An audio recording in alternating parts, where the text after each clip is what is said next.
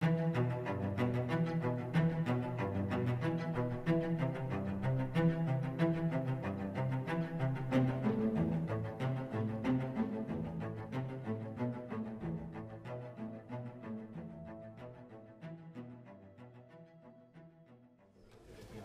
¿cómo están? Buenos días. Los que trabajamos como gestores y gestoras culturales sabrán que uno tiene dobles papeles.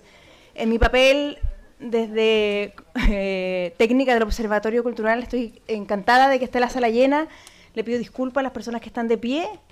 Y a propósito de infraestructuras, y aquí ya me cambia mi otro papel, y de cómo dialogan las autoridades con las reglas, con los equipamientos, nos enteramos esta mañana que cambiaron las reglas y el aforo era menor del que previmos. Con todo, siempre es excelente tener una mañana de un día de enero calurosa, pero de enero al fin, con una sala llena de gente interesada en estos temas. No ocurre siempre, y eso, nada, les doy las gracias por su tiempo y por estar aquí.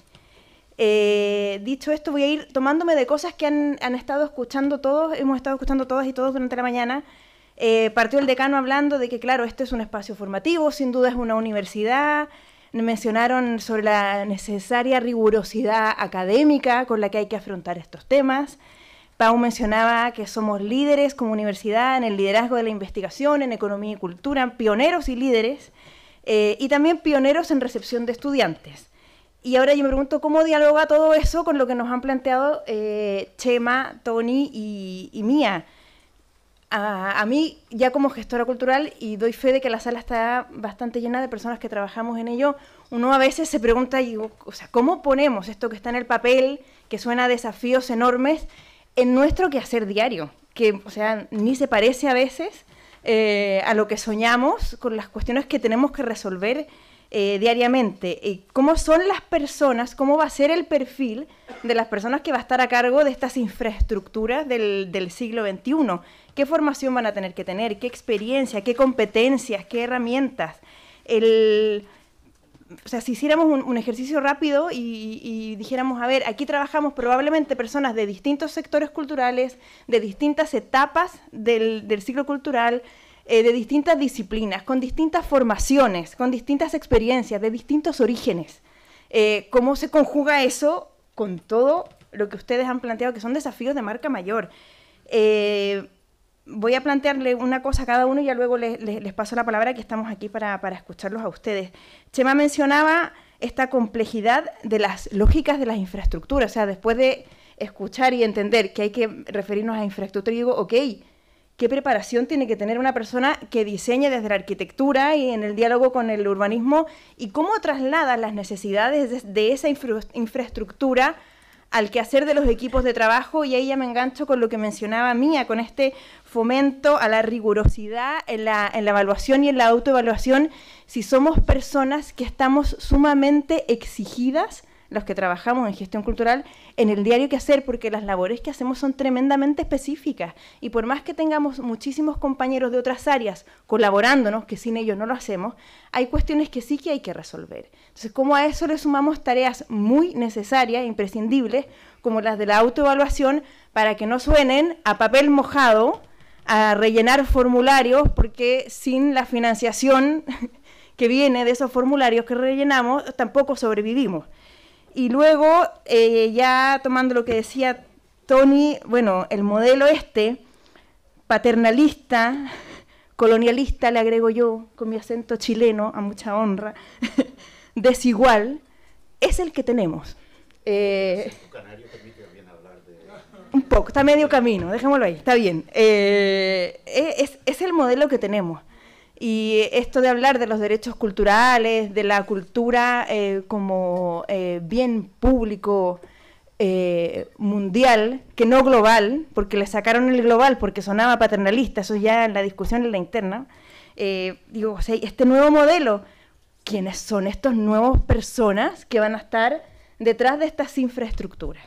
Dicho esto, pues nada, les doy la palabra como quieran. No sé si Chema, Mía, en el orden que hicieron, o quien se encuentre inspirado o inspirada, y luego de eso, a ver si alcanzamos a pasarle la palabra a las personas que están acá. Pues ya. No lo he hablado demasiado, no me comí 10 minutos más. a ver, los ayudo. Piensen en las formaciones que ustedes mismos tienen. Chema es arquitecto, Mía se formó como Bellas Artes, y esto me robo, creo que es una frase que leí en el currículum de Chema, uno progresivamente se va especializando. O sea, claro, progresivamente nos vamos especializando en qué y en cómo, cuáles son los caminos que ustedes mismos recorrieron, incluso qué recomendaciones les hacen a las personas más jóvenes que llegaron ahora al final, que no es por discriminar, pero tienen igual las pieles más estiradas que otros, se nota que son estudiantes, que están aquí, alguna inquietud deben tener. Vale, pues arranco yo, si os parece. Está encendido esto, ¿no? Vamos a apagar, pero no sé si tengo que pulsar. Ahora, ahí. Vale. Pues bueno, o sea, la pregunta que nos lanza Marcia, ¿no? Nos sitúa en aquello, o sea, recordemos el esquema, ¿no?, que he enseñado, la última diapositiva, o sea, nos sitúa en el elemento trabajo, ¿no? Y en aquellos 4 imágenes, y hablaba yo, ¿no?, de hay que entenderlo. O sea, por un lado, ¿no?, la relación entre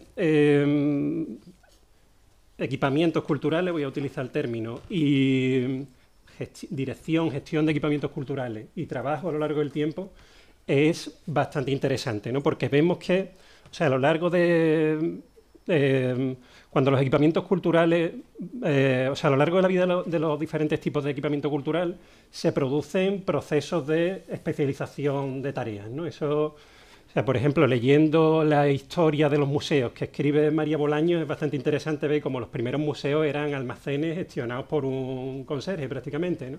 Y poco a poco, pues de repente, ¿no?, se identifica la necesidad de contar con un conservador, en principio equipos muy pequeños, luego aparece pues un archivista, luego, ¿no?, en determinados momentos se van incorporando como nuevas funciones, nuevos objetivos, y aparecen por los departamentos de educación, de marketing, pero hay un proceso. Y bueno, y ahí estoy hablando como de la gestión y dirección, pero también en la construcción de infraestructuras, en la tramitación, ahí también hay como un proceso similar, ¿no?, de especialización. Eso, o sea, por un lado, hay como una especie de multiplicación de esos perfiles especializados, que también, o sea, en ciertos momentos sí que hay como, o sea, es como por un lado, una multiplicación más bien aditiva, de incluso ramificación, ¿no?, de pequeños de quehaceres, ¿no?, y se va sofisticando más. Y luego en ciertos momentos también hay como saltos un pelín disruptivos, ¿no? Y por ejemplo podríamos hablar, o sea, en ciertos momentos se transforma la figura del museólogo, se transforma la figura del bibliotecario, pero, o sea, a mí una idea que me parece potente, ¿no?, que creo que además toca mucho con algunas de las cosas que ha explicado Toni, es que ese proceso, ¿no?, de organización del trabajo vía especialización, profesionalización, definición de roles, conduce a cierto isomorfismo, ¿no? Eso creo que es un asunto que deberíamos tener en la cabeza, ¿no?, y a las personas que, porque yo me incluyo, ¿no?, yo, parte de mi trabajo es diseño de políticas culturales, impulso a la creación de espacios culturales, y en eso me incluyo, ¿no? Pues eso, ¿no?, tendemos a generar un isomorfismo que muchas veces nos convierte en parte del problema, además de la posible solución, ¿no? Hay un texto de una autora, no recuerdo el nombre, un texto que me pasó Toni, sudafricana, que hablaba de que los equipamientos culturales son un poco como las pistas deportivas de la ATP de tenis, ¿no? De manera que existe la pista de tierra, la pista de arena y la pista sintética esta, ¿no? Pero que los agentes culturales se mueven por esos estadios, ¿no?, por esas pistas, y le tienen tomadas las dimensiones, el golpeo de la pelota, el público generalmente es el mismo, y yo creo que eso es consecuencia, ¿no?, como decía Toni, ¿no?, de ese modelo, pues muy en manos, ¿no?, de actores que al final tenemos perfiles muy, muy parecidos, ¿no? Entonces, ya digo, como cuestionar un poco de manera crítica qué es lo que tiene que ver también con lo que decía la presentación, ¿no? No centrarnos solo en el qué hacemos o qué se espera que hagamos, ¿no?, sino el preguntarnos por qué actuamos quiénes somos, ¿no?, y por qué actuamos de estos modos. Yo creo que son parte de esos posibles caminos a abrir, ¿no? Mía, ¿quieres seguir tú? Vale. Bueno, yo estaré un poco como a la contra de lo que dices de esta especialización, porque a mí lo que me... O sea, y viniendo diciendo lo que decía Marcia, que preguntabas, ¿no?, sobre nuestra experiencia. Mi experiencia trabajando de gestora y ya desde que comencé en las prácticas ha sido siempre de ir adaptándome a situaciones y de desarrollar roles impensables dentro de la gestión. Es decir, tanto cuando estuve en el Museo Arte, que desarrollé dentro de las prácticas temas tanto de evaluación, pero también de gestión de espacios o gestión de yo qué sé, de comidas o de cosas de técnica de sonido en Condestable. O sea, te ponen en situaciones que tienes que resolver, y que creo que una de las actitudes que tiene que tener precisamente esta persona de gestión que hace gestión cultural es esta actitud de querer resolver problemas y de poder tener un background de herramientas para poderlas resolver. O sea, no creo que estemos tan dedicados a una especialización, sino a que el día a día nos lleva a una serie de circunstancias en las que tenemos que adecuarnos y que dar respuesta a situaciones, desde la persona que te viene con una exposición de fotografías que desde, o sea, es que vinieron, por ejemplo, unos de fotografías de la Policía Foral Navarra, o desde la persona que decía antes, ¿no?, que están en el aula no sé qué y tienen frío, y que tú con el ayuntamiento estás tratando de que se sube la calefacción, pero por ciertas normas de eficiencia energética, pues la tienen que... O sea, hay una serie de cosas que creo que no vienen tanto de la especialización de, como dices, ¿no?, museólogo, bibliotecario. Ostras, es que un bibliotecario, una bibliotecaria creo que también se encuentra con unas realidades en el día a día que son muy dispares. Y quizás si tengo que encontrar esta actitud, pues sería más esta de resolución de problemas y tener una maleta llena de herramientas. No sé. Tony. Bueno, dos cosas. Lo del isomorfismo es, en definitiva, corta y pega. Hay cosas, ¿no?, para entendernos, ¿no? Y el corta y pega, pues, aparte de ser una expresión de la pereza intelectual terrible, funciona, ¿no? Generalmente hay capitales culturales, capitales, no me refiero a capitales del territorio, o sea, actúan como capitales, y uno provincianamente tiende a repetir y copiar hasta la saciedad, ¿no? Del punto de vista político suele ser muy estéril, ¿no?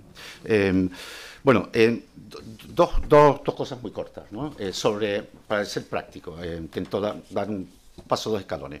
El tema de la evaluación es imprescindible para poder introducir mayor racionalidad instrumental en el quehacer, en la político-cultural y la planificación cultural. Lo considero absolutamente imprescindible. No le voy a ofender la inteligencia diciéndole lo que no es la evaluación. La evaluación, el objetivo principal de lo que tiene, no es la memoria, no es el recurso, no es el examinarte frente a la jerarquía, sino es la de introducir elementos que reduzcan la posibilidad de fracaso de tus propios procesos.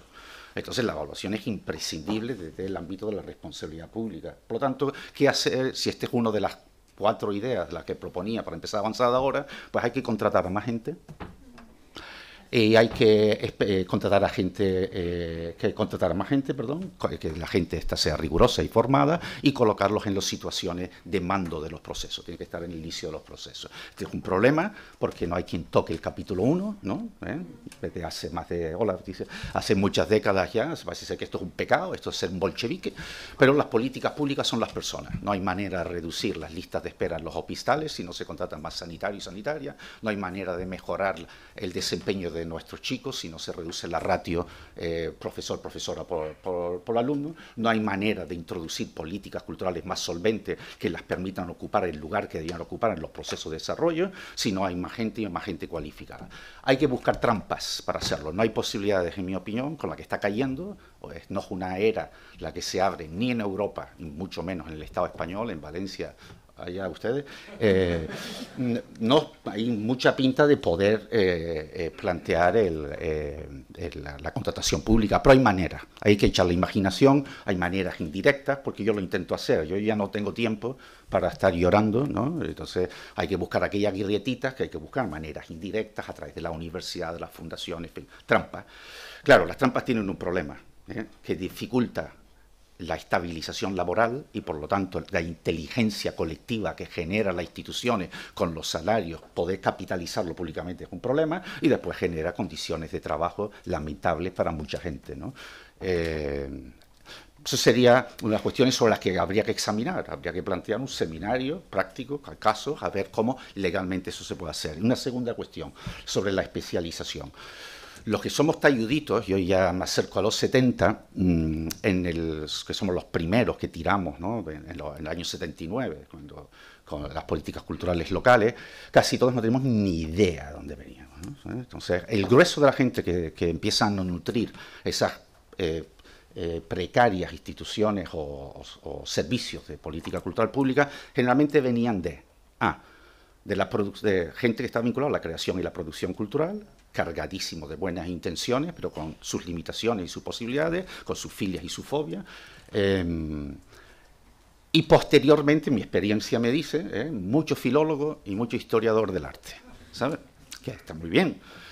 El nivel de complejidad de las políticas culturales y las dificultades para entramarlo, ¿no? En el núcleo central de las políticas públicas va a obligar que en el sector de la cultura captemos a otros profesionales y otras profesionales. Necesitamos economistas de la cultura, necesitamos politólogos, sociólogos, ingenieros, arquitectos, ya que hay un paro y no se recuperan, refundirlo, urbanistas, necesitamos plantearlo. ¿Cómo se hace esto? Pues mira, pongo un ejemplo reciente y me hago algo de autobombo.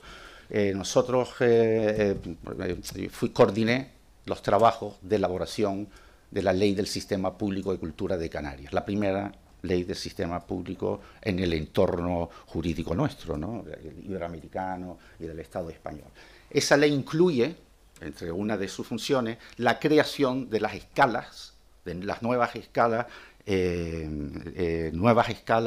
cuerpos y nuevas escalas vinculados a la gestión y administración de la cultura. O sea, que escapamos de la animación sociocultural. Y es posible hacerlo, porque Canarias tiene una ley de función pública, como la tiene el País Valenciano, con lo cual son procesos lentos, suelen ser procesos entre pitos y flautas, si uno consigue vencer la resistencia básicamente del consejero o consejera de Hacienda de turno, pues son procesos de 2 o 3 años, pero bueno, menos da una piedra, ¿no? Esas serían propuestas prácticas para plantearlo. Por ejemplo, a Valencia le vendría, al País Valenciano le vendría muy bien una ley del sistema público que la permita colocarla como una de las paredes del régimen de bienestar valenciano al mismo nivel que el sistema público de educación o el sistema público de salud, ¿no? Sí, se puede preguntar. ¿Me cambio de rol? Tengo un micrófono aquí, pero ahí Aitana me ayuda. Gracias. En la implementación del nuevo modelo, ¿qué papel, o sea, qué está en la mano del gestor profesional y qué está en la mano del político? No necesariamente ni profesional ni gestor. En la implementación de este modelo hacia el que cabe caminar. Es una pregunta que te hago. Sí. Bien, el nuevo modelo no es un ejercicio académico.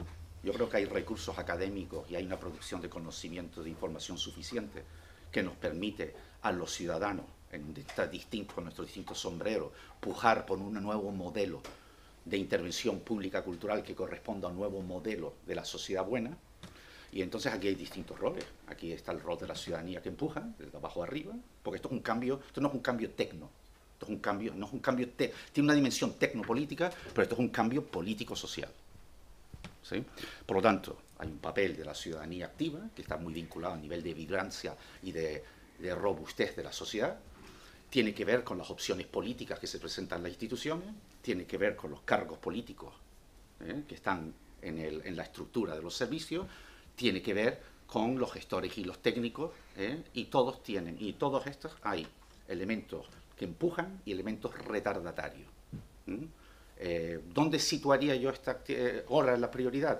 Por ahí iría un poco la cosa. Introducir el debate sobre la necesidad de que nosotros, la necesidad de articular mayor potencia de la sociedad civil para contribuir de manera efectiva en la redefinición, la reconceptualización de nuestro modelo de bienestar, donde lo cultural ya no es un elemento ornamental, sino es central en la configuración de la ciudad buena y para la vida digna. Tony, Yo pero me dedico eso al activismo cultural. presupone la participación de las ciudadanas y ciudadanos. Y como con la crisis de participación que estamos teniendo... Pues lo tenemos crudo. Ya.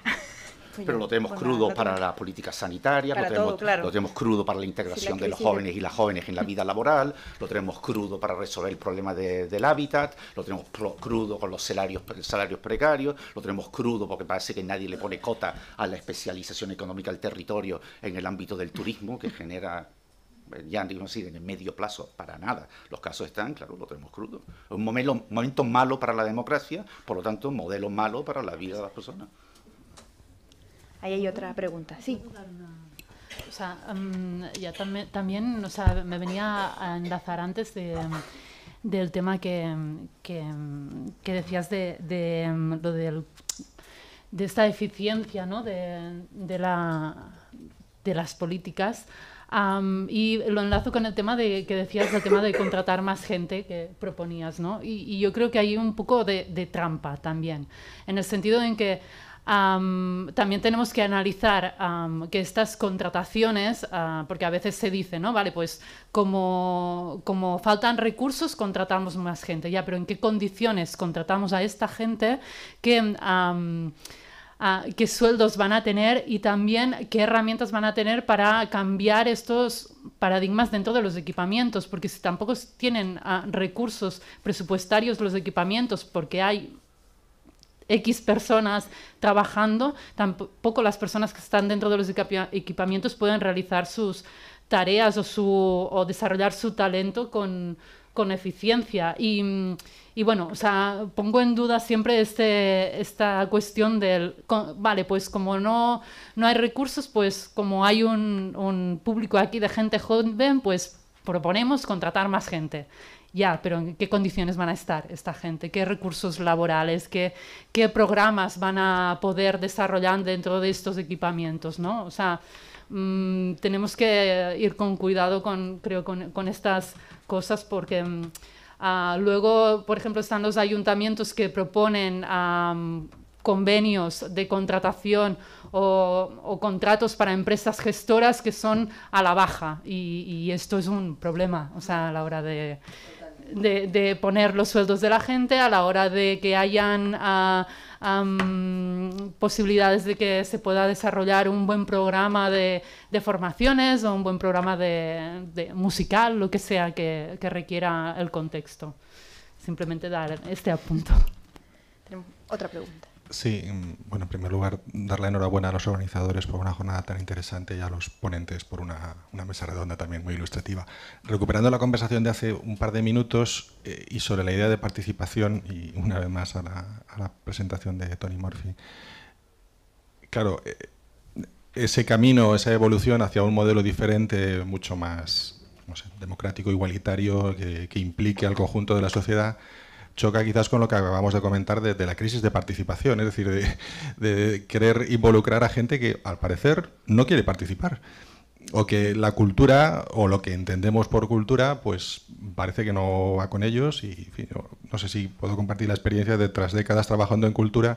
Más de la mitad de mis compañeros, de mis amigos y amigos íntimos, jamás han venido a nada de lo que organizo. Y no porque esté mal, que creo que está muy bien, sino porque están en otro mundo, o sea, están en otras cosas y lo cultural les parece bien, pero no va con ellos. Entonces, hasta ese sentido, creo que ahí hay, por lo menos como mínimo hay que ser conscientes de que hay un cierto choque de trenes, ¿no? Entre querer implicar al conjunto de la sociedad con que haya partes de la sociedad que a lo mejor parece simplemente no verlo.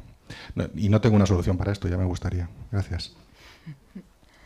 ¿Alguna pregunta más por allá? Bueno, ¿puedo hablar? Sí, habla mientras llega con el mic. Vale, yo respondiendo un poco a ti, que también me encuentro con el mismo paradigma, yo creo que también deberíamos ampliar mentalmente nuestros parámetros de cultura, ¿no? Que a veces creemos que la cultura es esto, estas élites o tal, y que luego nos encontramos que hay infraestructuras culturales, como bien decía Chema, que son en lo de Jerez, de los tablados flamencos, o gente que se encuentra en la calle y que están, yo qué sé, pintando muros o que están rapeando. O sea, hay otros, o sea, debemos que un poco romper esta concepción que tenemos desde la academia también de cultura, el festival de música, cultura, el tal, ¿no? O sea, creo que puede ir más allá y que sería también una forma de... Porque quizá tu colega no asiste a tus cosas, pero le interesan otras cosas que, yo qué sé, que puede ser interesante también dentro del ámbito cultural. O sea, en Navarra están todo el tema de las asociaciones gastronómicas, que ahí son fomento de cultura, ¿no? Y bueno, que también pueden entrar dentro de estos parámetros. No sé, una idea. Lo que plantea Mía tiene que ver, o sea, finalmente igual está relacionado con lo que dice Toni. O sea, el derecho a la cultura habla de acceso, que fue lo que nos hablaron durante las primeras décadas, cuando aparece como concepto, pero es el acceso, es la creación y también es la participación, y es la participación en sus distintas formas. Por cierto que la más antigua, en la que la gente se sienta y uno habla, por imaginarse una obra de teatro es la más antigua, pero claramente las manifestaciones culturales contemporáneas están saliendo de eso por miles de razones. Entonces, claro que hay ahí un desafío desde lo técnico y desde lo profesional. ¿Puedo hacer un pequeño comentario, pero de 30 segundos? No, el más antiguo es reunirnos en torno a la hoguera y contarnos cuentos entre nosotros, ¿no? Y bailar y tal. Entonces, con los otros espacios, un dato, food for thought, ¿no? Food for thought, como dicen los ingleses y tal. 70 y pico % media en el Estado español de la población no hace uso nunca o rara vez de los servicios, equipamientos o espacios culturales. Pero el nivel de consumo, en mi tierra es así, Entonces Canarias tiene, para que se haga una idea, Canarias tiene el salario medio es el 18% por debajo de la media del Estado, pero el nivel de consumo cultural privado, encuestas de consumo de los hogares, tiende a convergerse con la media española. Por lo tanto, sí hay vida cultural. La gente compra en el rubro ocio-cultura, bueno, habría que desagregarlo, para eso está Pau y la gente de Concul, hay consumo, y dice, bueno, ¿y qué compra la gente? Pues bueno, la gente está pagando cada vez más el streaming, la gente está enganchándose a los canales de televisión de pago, la gente compra libros, la gente compra aparatos para reproducir las cosas y tal. Hay consumo. Lo que es verdad es que el mundo de la sociedad va por un lado y el ámbito público-cultural va por otro. Como para pensárselo, ¿no? Creo que la pregunta... Ahí. Hola. La pregunta y comentario que iba a hacer yo toca un poco todo lo que habéis estado hablando a través de las últimas preguntas. ¿Puedo quitar? Hola. Sí.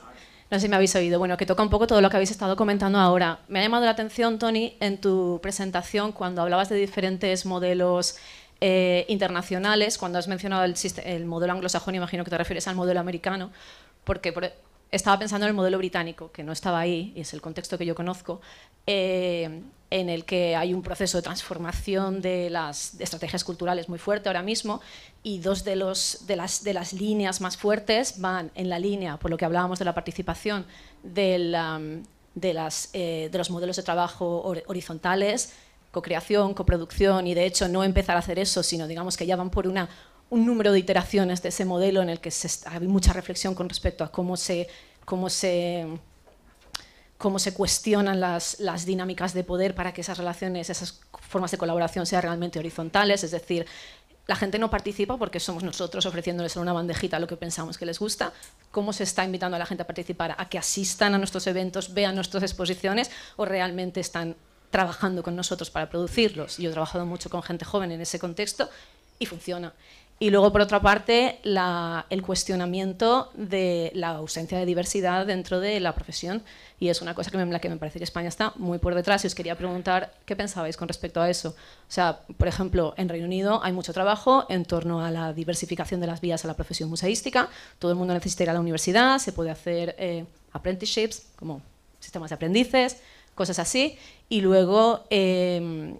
también el cuestionar pues eso, cómo podemos asegurarnos de que la gente se sienta representada tanto dentro como fuera de las instituciones. Y en un modelo profesional como el español, en el que hay un sistema, un modelo laboral obsoleto que perpetúa el privilegio y perpetúa la falta de movilidad, porque literalmente ofrece a la gente en las instituciones públicas un trabajo de por vida. ¿Cómo es el pulso en España con respecto a esto? ¿Es la gente consciente de la ausencia de diversidad dentro de nuestras instituciones y del impacto que tiene eso en la forma en la que la cultura es recibida? Perdona si es muy denso, ¿eh? Pero no sé si alguien se anima. Sí, si os parece, bueno, voy a ir recuperando varias de las ideas, ¿no?, que se han ido lanzando, las voy a intentar hilvanar y, entre otras cosas, voy a tocar un poco esta última intervención. Bueno, por un lado, a mí me parece bastante potente, ¿no?, esa relación, ¿no?, de asociación entre equipamientos culturales, política cultural, ¿no?, y luego habría como un tercer elemento, gestión cultural, ¿no? O sea, entender tres realidades distintas, ¿no?, pero cómo quedan cosillas, me parece que es algo que es nutritivo tenerlo en la cabeza. Luego, por otro lado, ¿no?, la relación, hablando del trabajo. Esa me parece muy pertinente, ¿no?, la respuesta que me ha dado Mía, porque efectivamente, ¿no?, esa relación entre especialización y apertura, o sea, respuesta, ¿no?, ad hoc, es un problema intrínseco a la gestión cultural y a las políticas culturales, ¿no?, en sí mismas. Y además está como muy presente, de nuevo, ¿no?, históricamente ha habido muchos debates de hacia qué lado se debe inclinar la balanza, ¿no?, porque creo que son al final dos modelos que conviven, ¿no?, o dos lógicas que conviven, como las dos caras de la misma moneda, ¿no? Y de hecho es muy frecuente, por hablar en términos de presente y describiendo realidades que seguro que mucha gente de la sala conoce, entidades, instituciones culturales que tienen parte de la plantilla pues funcionaria, con competencias muy claras, y luego echan mano, o sea, contratan a la gente díscolo, multitasking, ¿no?, que es el que improvisa, ¿no? Yo creo que eso es algo como que se ve, porque hay funciones, lo que explicaba, ¿no?, también, el trabajo que se tiene que hacer es muy heterogéneo, tiene naturalezas muy diferentes, ¿no?, y obliga muchas veces a moverse en esa tensión. Como digo, ¿no?, en esa dualidad está ahí, en el esquema, ¿no?, en el planteamiento que le damos e insisto, ¿no?, en esa cadena, gestión cultural, políticas culturales, equipamientos culturales. Pero tiene también, a día de hoy yo coincido con Tony, que tiene como un elemento muy de presente, ¿no?, un elemento muy contextual. Yo estoy de acuerdo en que una de las cosas que explican este problema o que lo agudizan es la precariedad, plantillas estrechas, imposibilidad para contratar, imposibilidad para dar además encaje, ¿no?, dentro de las RPT y demás a determinados perfiles y competencias y habilidades que no han estado tradicionalmente reconocidos. Y luego, por la parte de la comunidad cultural y creativa, creo que, o sea, a día de hoy también se palpa una crisis de legitimidad, ¿no?, que siempre ha estado ahí, pero es particularmente aguda, ¿no? Eso, por ejemplo, durante la pandemia se expresó de manera muy clara, ¿no?, la reivindicación del valor de la cultura, la reivindicación del valor de los agentes culturales, de los artistas, ¿no? Y creo que estamos un poco atrapados en esa, y además el escenario que se dibuja es un poco paradójico, ¿no?, porque por un lado, cuando se habla de la reinvención que se le solicita a las bibliotecarias, ¿no?, por poner un ejemplo, o sea, no paran, efectivamente, ¿no?, además esto no es solamente en las bibliotecas, pero en museos, se apunta hacia un determinado tipo de figura que participa en la gestión de estas infraestructuras culturales, a la que eso se le está solicitando mayor versatilidad, mayor cercanía con el usuario, mayor capacidad de intermediación, que suena muy bien, ¿no?, a priori, porque, o sea, nos sana un poco la conciencia, ¿no?, y esa heridita que tenemos de saber si el trabajo que hacemos parte del problema o de la solución, pero también es muy problemático, ¿no?, porque estamos sobrecargando de responsabilidades, asumiendo tareas que no sabemos en muchos casos cómo hacer, ¿no?, o nos resolvemos de la manera más eficiente posible, que responden, y además responden no solamente a la precariedad, ¿no?, del sistema en el que intervenimos, del sistema cultural, sino que muchas veces forma parte de la precariedad de otros sistemas públicos, que también el sistema de atención social, ¿no?, que también se va debilitando, y entonces las competencias que se están dejando al descubierto se depositan, por ejemplo, en los centros cívicos, en las bibliotecas. O sea, que hay como un panorama que creo que habría que mirar con atención. Y en todo esto veo además como mucha pendularidad, ¿no?, y todo el tema, o sea, efectivamente, ¿no?, como decía la última persona que ha intervenido. Hay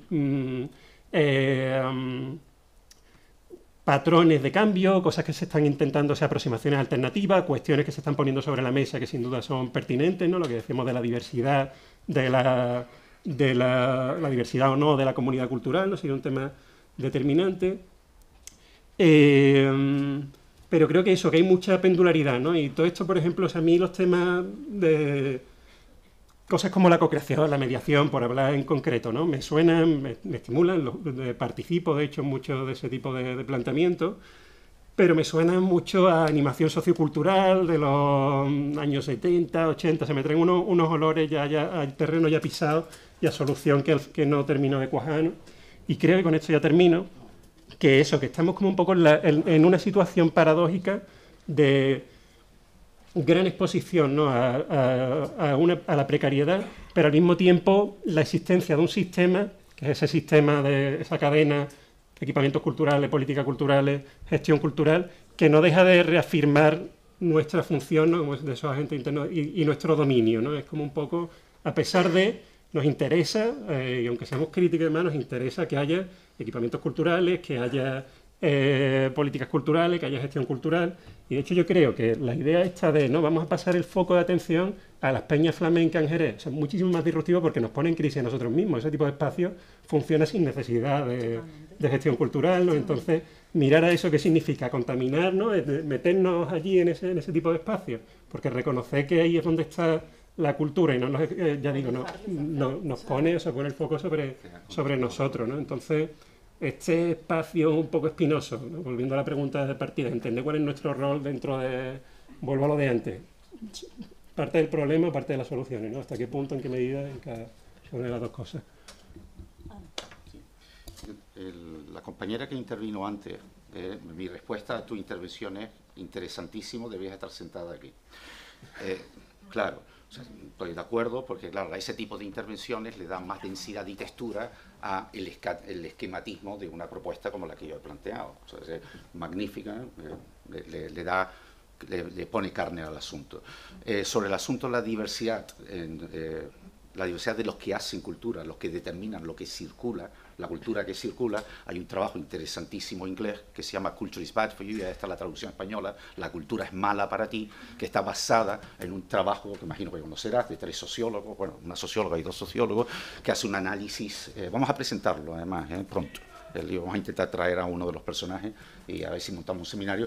Es el primer estudio, no hay nada equivalente aquí, de un intento de analizar cuáles son los sesgos territoriales, de género, de procedencia, económico, de aquellas personas que terminan insertados en el aparato con las peculiaridades del modelo anglosajón británico. La pregunta tuya, si hay consciente, yo creo que hay una especie de vergüenza ya asumida, ¿no? Por parte de la gente que está en el núcleo de la cosa. Son conscientes de la debilidad, precariedad y lo antiguo y medio casposo de este modelo, ¿no? Y de los círculos más cercanos, los círculos provisionales más cercanos. El resto de la sociedad, indiferencia absoluta, como tiene una indiferencia absoluta hacia la mayoría de las cosas que hacemos, porque es indiferente, porque no afecta a sus vidas reales. Entonces, una indiferencia, en mi opinión, ganaba pulso a lo largo de los años, ¿no? Quería muchas cosas aquí, ¿no? Distintos planos. El tema de la cuestión laboral. Yo he desarrollado toda mi carrera profesional de 3 décadas en el ámbito privado. Por lo tanto, esto lo comento para que vean que no hay ningún interés corporativista por mi parte. Yo soy un defensor radical del sistema público y defiendo su robustez, tanto en términos de cualificación, como importancia, como asignarle un lugar preeminente en las políticas públicas, como en su dotación de personal suficiente en condiciones adecuadas, con las peculiaridades del sector, y en su dotación económica, que es absolutamente insuficiente, dicen todas las evidencias, para que los presupuestos públicos sean capaces de activar las potencialidades que tiene el sector cultural en términos de cohesión social, de calidad de vida, de crecimiento económico y de materialización efectiva de los derechos ciudadanos, sea cual sea su nivel de exposición a la cultura, que son diversos y diferentes. Defensor radical.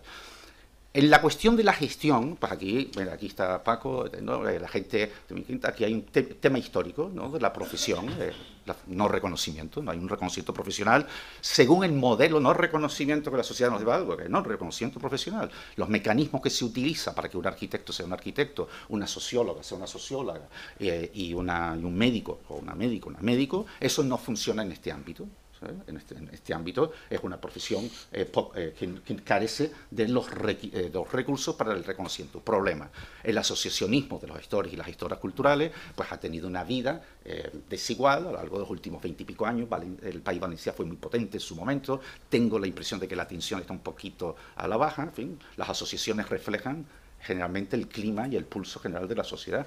Eso sería un aspecto. Es que son muchas capas de lo que estamos diciendo. Aquí hay una cuestión de cómo se resuelve y se garantiza la certificación de las capacidades. Eso es una vía de la introducción en el mercado laboral, de ahí vienen los convenios, etcétera, etcétera, etcétera. Mientras que funcionamos en esta especie de mundo vaporoso, ¿no? de los bien pensantes y los buenistas, pues esto tiene un reflejo. Claro que tiene un reflejo. Eso permite tirar de las listas de reserva de los planes de empleo, machacar a la gente y además los que sí consiguen destacarlo, no ser capaces de introducirlo y convertirlo en inteligencia colectiva y maximizarlo para el buen funcionamiento del servicio público de cultura, para que resuelva sus funciones, que es cumplir el interés general en nuestro campo, que es la materialización de facto de los derechos culturales de las personas.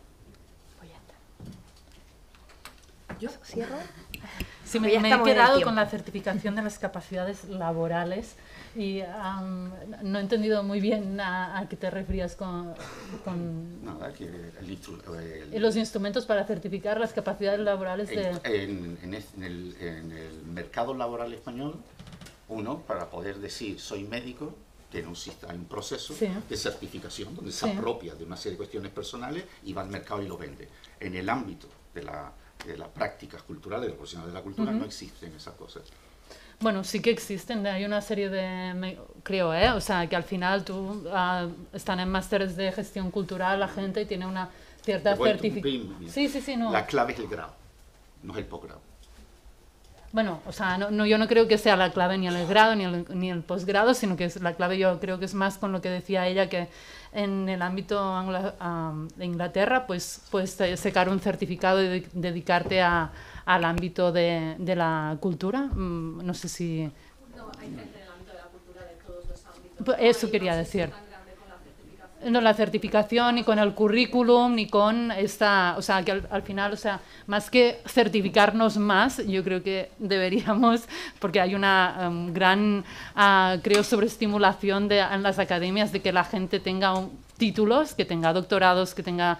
Y que a la hora de buscar trabajo también te encuentras con esta competencia, a la hora de tener muchos, o sea, grandes titulaciones, cuando lo que creo que realmente funciona en gestión cultural es saber trabajar, o sea, y ya está, o sea, no creo que vaya más allí, que creo, o sea, yo tengo una colega de Manlleu que es camarera toda su vida, pero organiza un festival de arte contemporáneo en Manlleu que es estupendo, o sea, y no tiene certificaciones ni de gestión cultural ni de nada, y al final creo que esta experiencia laboral, estas oportunidades de experiencia laboral, o sea, que al final también es quien te da la oportunidad y apueste por ti, creo que son muy válidas y que creo que estas son cosas que pueden llegar a estar en nuestras manos, que no son tanto de decisiones políticas, que también, pero que creo que están allí. Y en honor al tiempo te voy a tener que interrumpir, pero te voy a dejar invitada a ti y a todas y todos los que están aquí. El día 6 de febrero, ni que hubiéramos sabido cómo conducir esta mesa. En el Observatorio Cultural tenemos organizada una jornada en torno a este tema, a la titulitis, sería un título paralelo, a la formación de los gestores y gestoras culturales, a la gestión cultural desde la experiencia. Los dejo invitadas, invitados, se meten ahí a www.uv.es/observatorio cultural o nos buscan en LinkedIn. Las inscripciones ya están abiertas, el aforo de allá lo tengo más controlado porque soy de allá, así que espero ya llenar la sala también. Y van a haber invitados interesantísimos y vamos a hablar un poco justamente el tema con el que estamos cerrando esta mesa. ¿Para qué sirve la formación? La formación que estamos recibiendo, quienes tenemos esos másteres, al final funciona, no, y ya está. Dejo el paso a Artur, ¿cierto? Pues ya está. Muy bien, muchas gracias.